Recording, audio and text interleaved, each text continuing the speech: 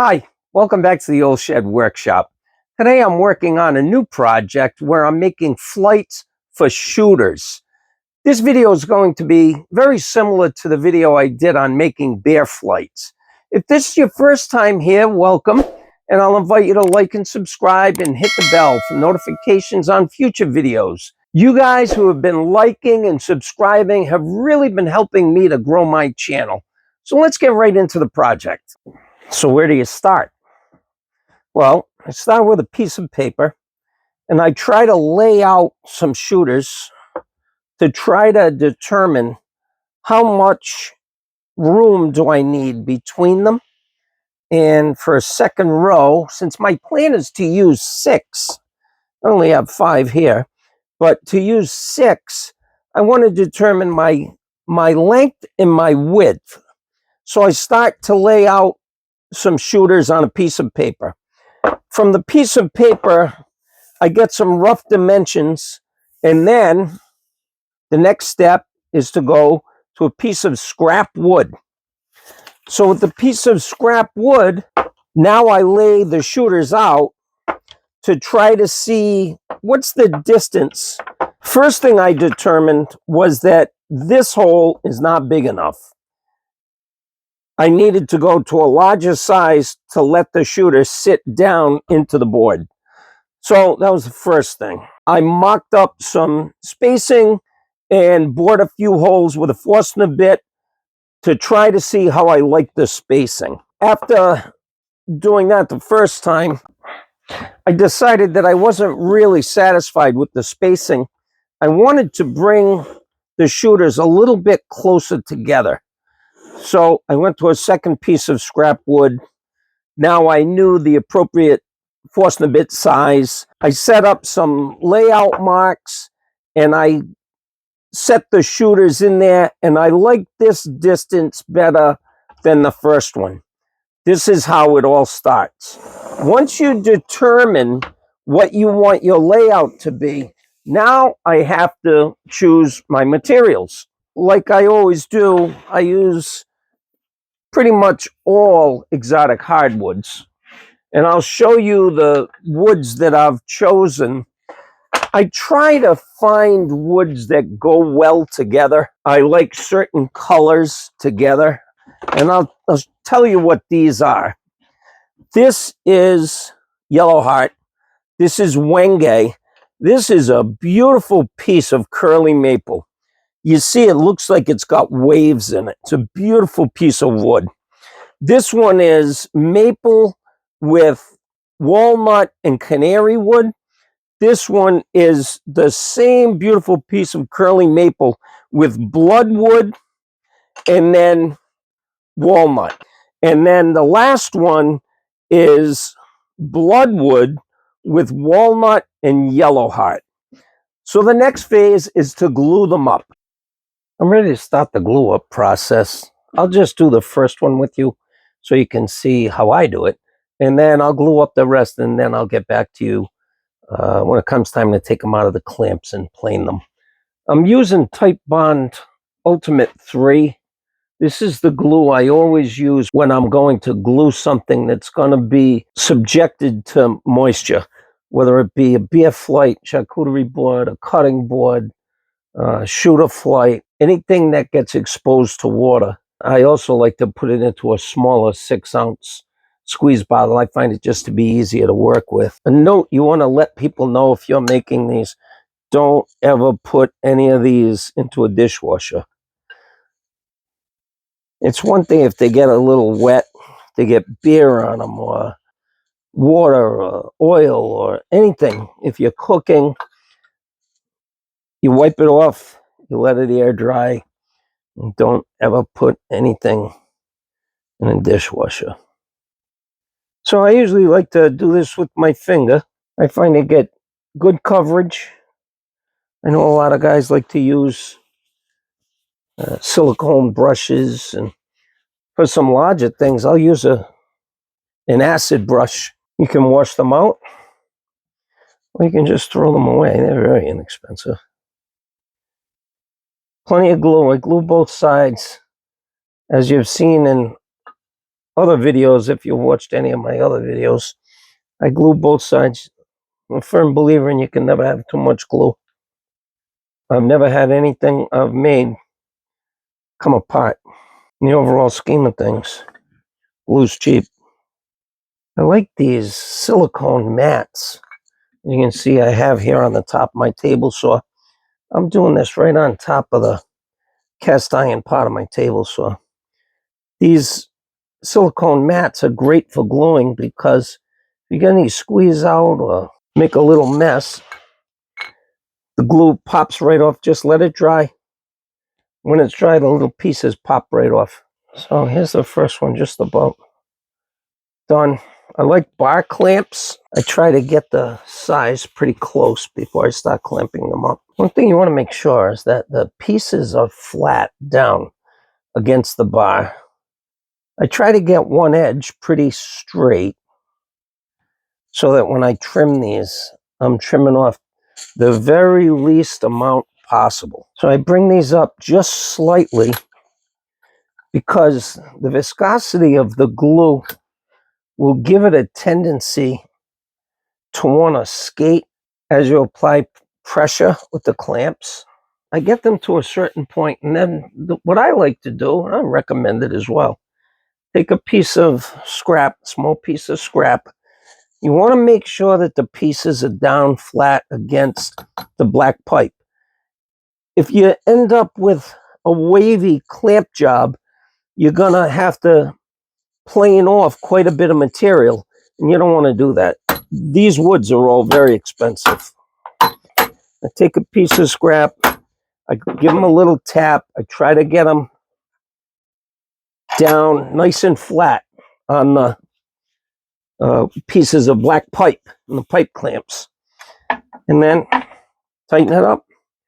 I'm going to do the rest off camera, and I'll get back to you when it's time to take them out of the clamps and start the plane. Try to get as much of this excess glue off as you can while you have the opportunity. I think I might add one more F clamp on here in the middle. You can't have too many clamps either. Glue and clamps, you can never have too much.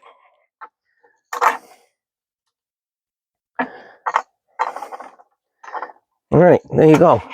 I'll get back to you when it's time to take them out of the clamps and go to planing. Good morning. Time to take the clamps off.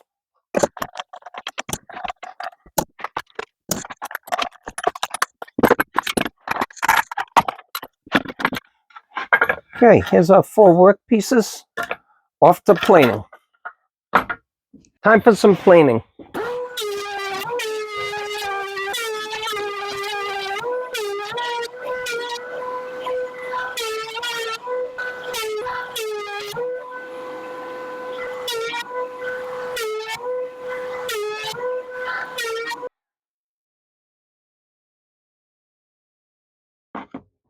Now time for some layout. I have all the work pieces all planed. I've taken the first one, laid it out, and drilled the holes on my drill press. So you can see how the shooters will sit in the flight. When you sit them down, they sit flat on the table or a bar. They don't sit on top of the flight, so they're not going to tip over. You can see the way the glasses line up on the flight when it's finished. Just to give you an idea of the outcome, now I'll show you how I lay it out. So in order to lay these out, the first thing I have to do is find center. Measuring this particular work piece, it measures about 5, and it's not a half, and it's not 9/16. It's somewhere between. Instead of trying to figure that out, what I'm going to do is find the center the way I do. You may have seen this in other videos of mine, the way I find a center on a piece that has an odd width. I put the point of my scale on the edge. I come down to a number that's easily divisible by 2. There's 6. I mark it at 3 inches. I'm center. I come down here and I repeat the process. I come down, put the corner of the scale right on the edge of the workpiece. Bring this down to any number that's divisible by 2. If you're up here, you can come down to 7, 8, doesn't matter, whatever you want to do, as long as you can divide it by 2. So from the edge of the workpiece to 6, I mark it at 3. There's my center. And you've also noticed from other videos that I've done, I always put my pencil on the mark and I bring the scale to the pencil mark. That way I don't have any of that wobble when you try to put the pencil against the scale. Bring the scale right to the pencil mark. Okay, here's center. Don't worry about any of these lines because everything's going to be sanded. Put these out of the way. I already got the glasses put out of the way so they don't get broken. Now I take my gauge. This is a gauge that enables you to make equidistant marks over the width of a workpiece or the length of a workpiece. The way this works is you put the first edge against the edge of your workpiece, and as you know, I'm trying to lay out 3 equally spaced marks on my workpiece. So in order to get the 3 coming out to the edge of the workpiece, so I have this edge, I have this edge, and there's 1, 2, 3. I'm going to lock it just so it doesn't move while I'm trying to mark it. Okay, there's 1, there's 2, and here's 3. Okay, coming in from the edge, I have 3 equally spaced marks on my workpiece. Now, I need to lay out where the shooters are going to fall. So I'm going to extend these lines. Again, put the pencil on the mark. Bring your straight edge to the pencil.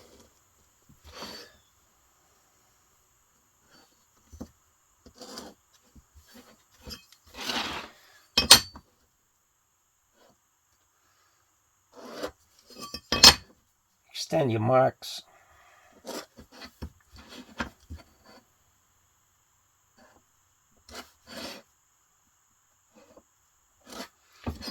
When I laid out my test pieces,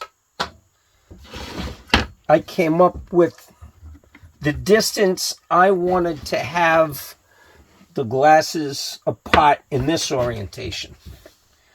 I came up with a measurement, and I kept that measurement on my test piece. Now I can go back to my test piece and set my marks. I know I have 1 in the center. I go from the center of my test setup to my centers of the 2 shooters. So this will be essentially like this. Okay, I don't want to lose you. So I have those marks saved on my model. Now I can transfer those to my workpiece. I know that if this one is center, you have to reset your gauge is what you're doing. So there's my center mark. I know that here and here will be my centers of my 2 shooters, like that. Okay? So using my gauge, since it's already set up, I'm going to continue to mark these off.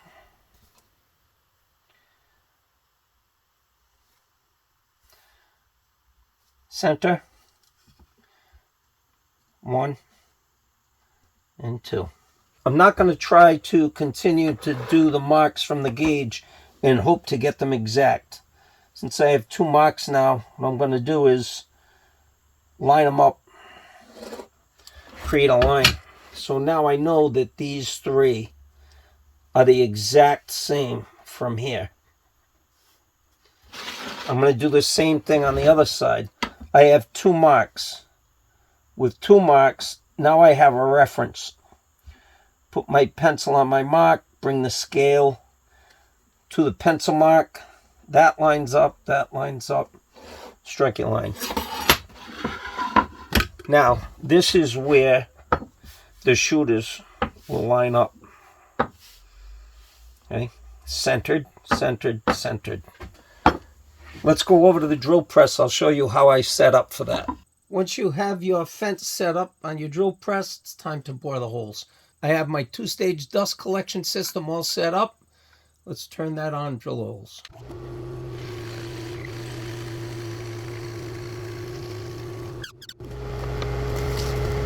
Make sure when you're almost completely through with a Forstner bit that you go nice and slow. As you come through the back of the workpiece, you don't want to have blowout or breakout. So go nice and slow coming through the back of your workpiece. Okay, let's move on to the next one. Always double check everything. I use a light. Yeah, I'm pretty anal about this stuff. I want it to be exactly on. So even though the drill press has a light, I like to double check everything. Okay. Okay, here's the first side. I'm going to turn my workpiece around and just check, make sure that everything is set up. If I have to make any minor adjustments, I'm going to do that now.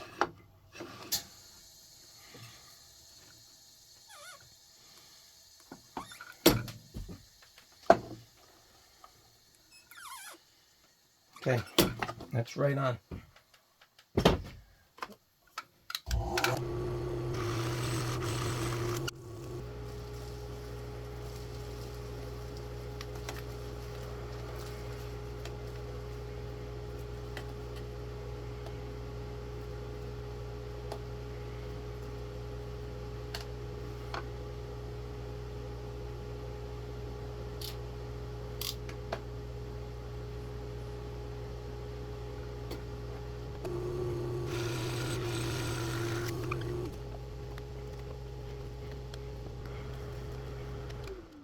Okay, let's move to the last one.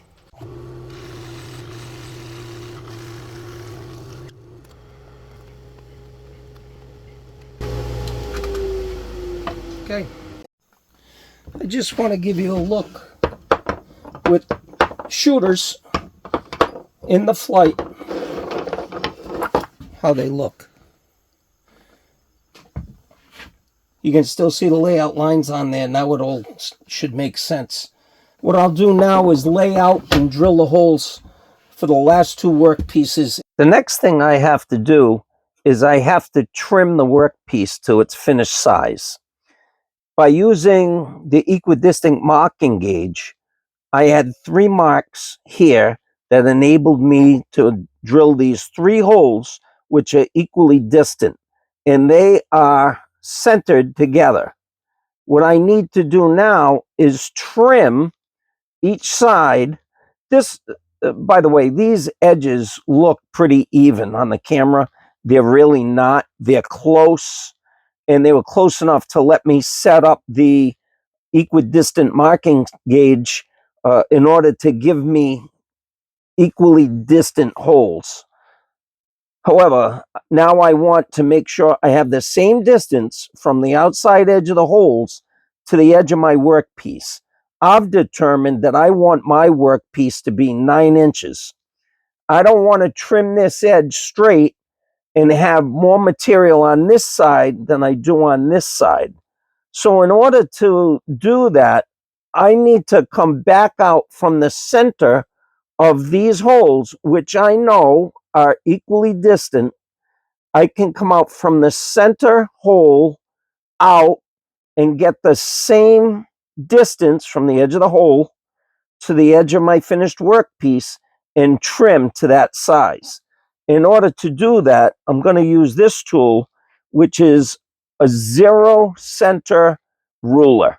I know that these 3 holes are equally spaced. The way this works is there is a 0 in the middle, and it goes out in measurements from either side that are exactly the same. So if I go out to 5 inches, I go out to 5 inches.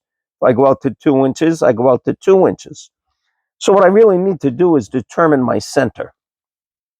In order to do that, I know that if I go to the outside edge of both of these holes and find the common measurement, it looks like it's 3 1/8. So if I set this and I know I have 3 1/8 here, I have 3 1/8 here. Of course, your measurements are going to vary. It's however you set up your workpiece. I know that this is centered. I don't need that. I need this.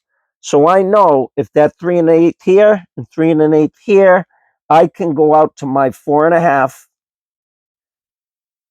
and 4 1/2 on this side, and I can use that measurement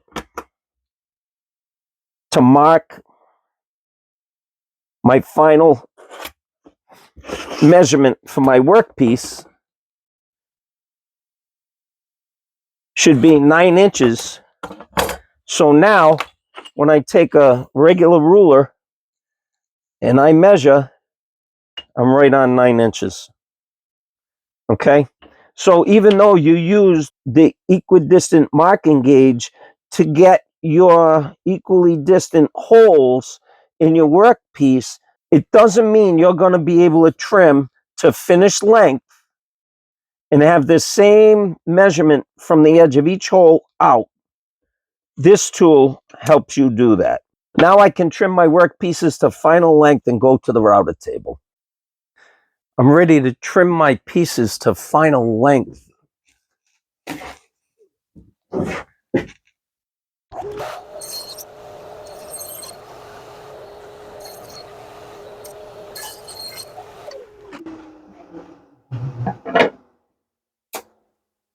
I'll just finish trimming up the rest of the pieces to their final length. I have my router table set up with a cove bit installed, and before I make my cut, I want to share with you that I use a piece of scrap when I go to cut a cove on the end of edge grain, because you don't want any tear out at the end of your cut. A piece of scrap will help you to prevent that. So let me get my ear protection on and we'll make a cut.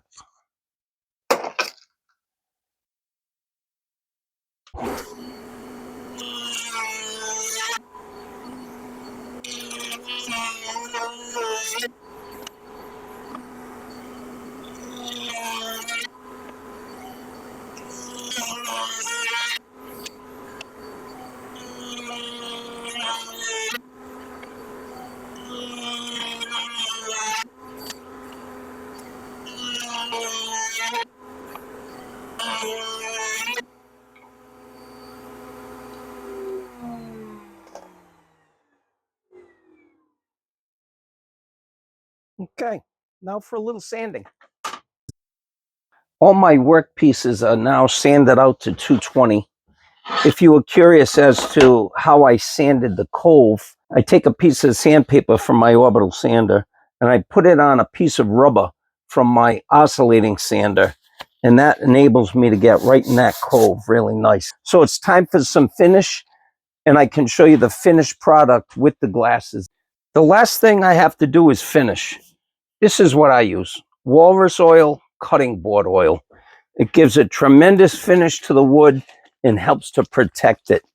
Again, remember, if you make these and you give them as gifts or you sell them, make sure to tell the person you've given them to or sold them to, do not ever put these in a dishwasher.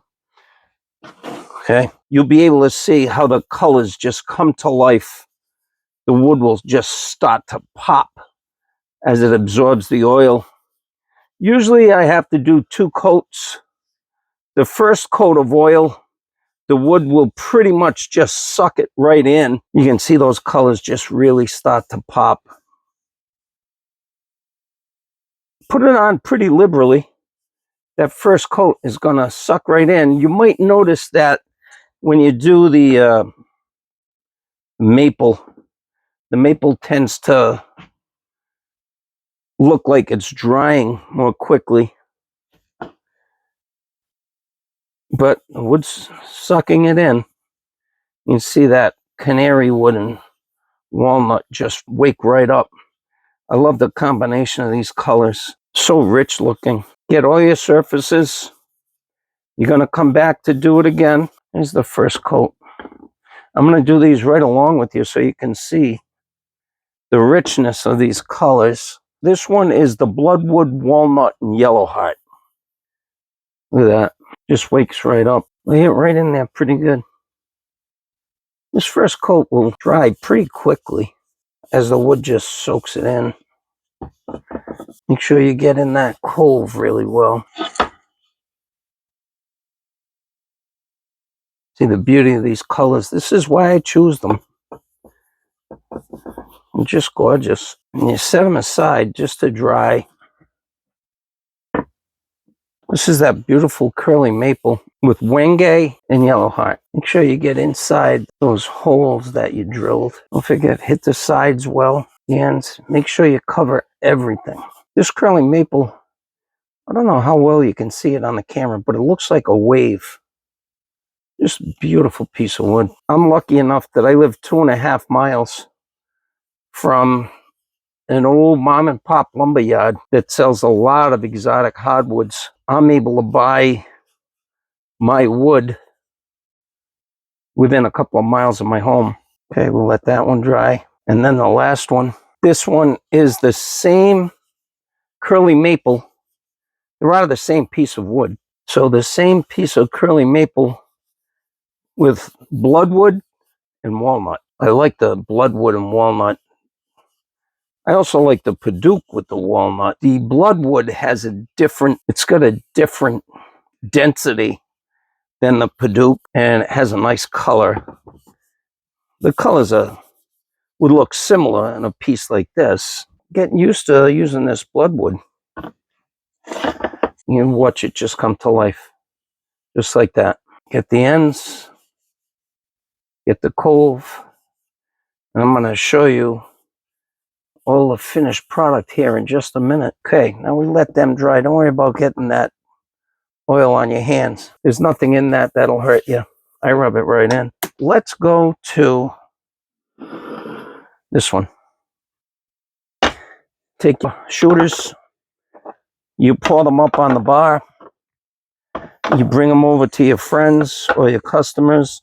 And the cove is so that you can get your fingers under and pick the workpiece up off the bar or off the table. And that's your finished product. Comes out really nice. I'll show you a couple of others just so you can see the finished product.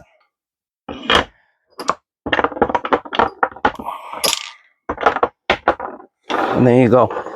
With the cove, you get your fingers right under there and you lift it right up. There you go. That's the finished product. I hope you've enjoyed this project. Thanks for staying with me to the end. Don't forget the links below, and we'll see you on the next one.